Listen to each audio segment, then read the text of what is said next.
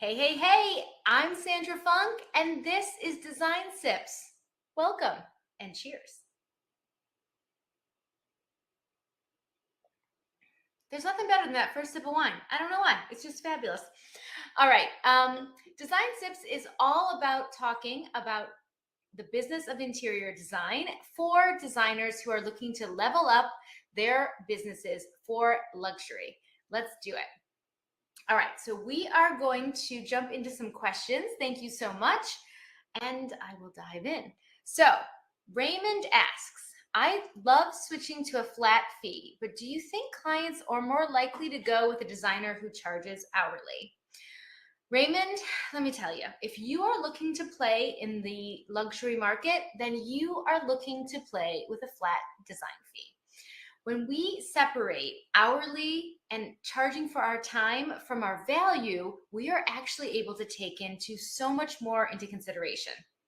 So what I'm saying is we have kind of this larger perspective as a designer. All of our schooling, all of our training, the mentors that came before us, every trip we've taken, every antique show that we've gone to, every time we have taken in a bit of culture, art, design, any of it, we increase our personal design alchemy, right?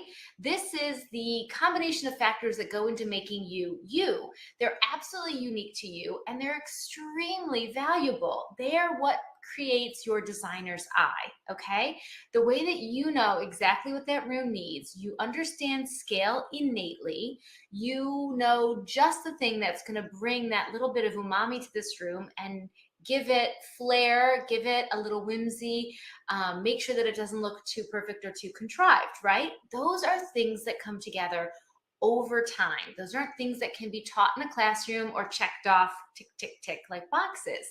Now, when we charge hourly for our time, we are exchanging time that we spend on something for money, okay? It is really, really hard to take into account your artistic value, right? Your unique eye.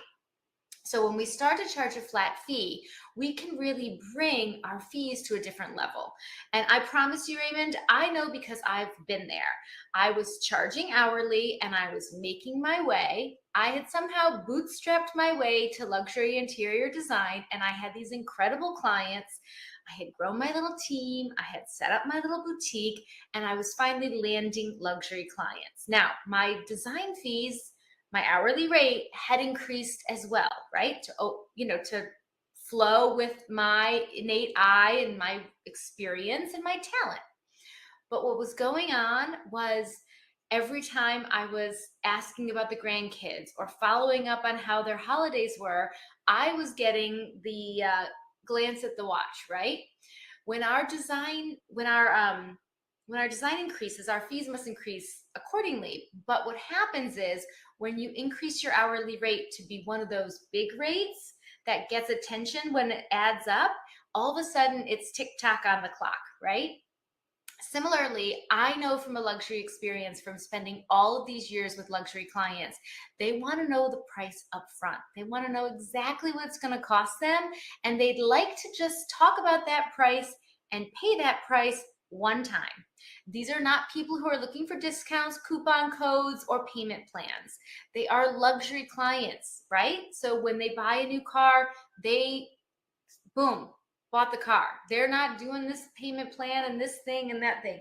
So if you're really going to get inside the head of luxury clients, you might have to start thinking a little bit differently to make sure that your pricing model is strategic to really, really land those luxury clients. Cheers to that, shall we? Okay, Lizzie asks, how can I communicate how I price my services with potential luxury clients that are clear to understand? I feel all over the place when talking about my pricing.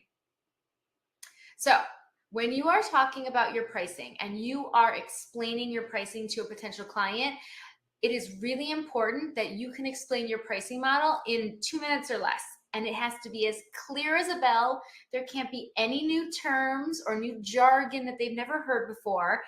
And they really, more than anything, want to know what this is going to cost them upfront. Like I said before to Raymond, they want to know the full price upfront. They're not interested in discounts. They're not interested in time bills that come every 2 weeks and there's constantly a bill to pay. How annoying is that, right? We put everything in our lives on auto pay and just review the statements at the end.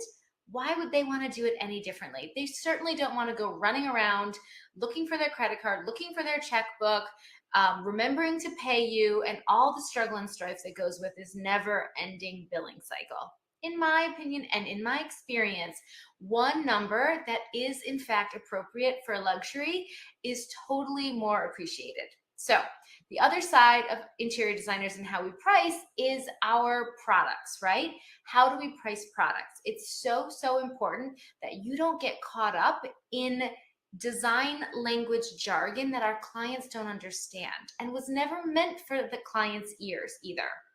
For instance, reasonable retail pricing is all I say to my amazing, incredible, wonderful luxury clients. They understand. Reasonable being, yes, you might go on the internet and find someone having a sale that is less than this reasonable retail price, but that doesn't, I'm not for sale and we are not looking for price shoppers, right? So reasonable retail pricing means the established retail price for furnishings. That's what I'm going to be selling to you at. That is what takes me from a hobby to a business, that I am making profit when I sell goods to you, as well as my services, of course. All right, good luck to you on that one, Lizzie. And cheers to having really, really clear and strategic pricing, because that is the only way you are going to land those luxury clients. All right, Ella asks, I like to be transparent and split my to the trade discount with my clients. What do you do? Well, Ella, as I was just saying to Lizzie, I really think that that is counter to luxury. So the word discount at all is actually totally a turnoff to luxury clients. And let me paint the picture, all right? A luxury client is headed into town and there's, two ways that they can go. Hey, we're gonna go to the outlets, we're gonna sit in a bus, we're gonna take a 45-minute ride, and we're gonna hope to come across some really beautiful Gucci bags. Or we're gonna walk downtown from our downtown 5-star hotel and we're gonna go into Gucci and Prada and Dior and Yves Saint Laurent and we're gonna go shopping. And we know we're gonna come across some amazing things. Okay, this might not be how you think, but this is how you need to put yourself in the shoes of a luxury client. They do not want to sit on the bus for 45 minutes and go to the outlets and hope that they find an amazing bag. They have the money, they've worked their booties off, they want the absolute incredible experience of shopping Fifth Avenue. You need to start thinking luxury if you want to have a firm that services luxury interior design clients, okay?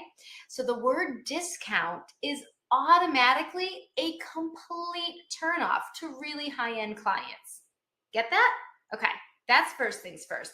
Second things, what are you talking about? This to the trade discount. They don't speak designer business jargon, right? So when you start to talk about, well, I get a discount because I'm a designer, and well, wouldn't I get a discount? Or what makes you different? Oh, I've got a tax ID and I register with the state, and then I have this SD3. What? Stop it. Zip it, right? Your pricing model needs to be clear, reasonable, and clear. It needs to be something that feels elegant, exciting, fun, an experience, maybe a little bit of a splurge, right? If you're actually trying to go after high-end luxury clients, then remove the inside design jargon from your pricing model and remove the word discount at all costs. Ella, I hope that helps you understand that positioning is everything when it comes to pricing. Cheers to that. All right, so the question that I have for you, are you signing the luxury interior design clients that you dream of? Is that even who your ideal client avatar is? I know most designers I talk to are dreaming of the day that they get that big budget client with that amazing project, and they really get to show off their design chops. Well, I'd love to find out more about you. Take my quiz to discover how you measure up on the luxury attraction scale. You can find that at interiordesignstandard.com/quiz. All right, y'all.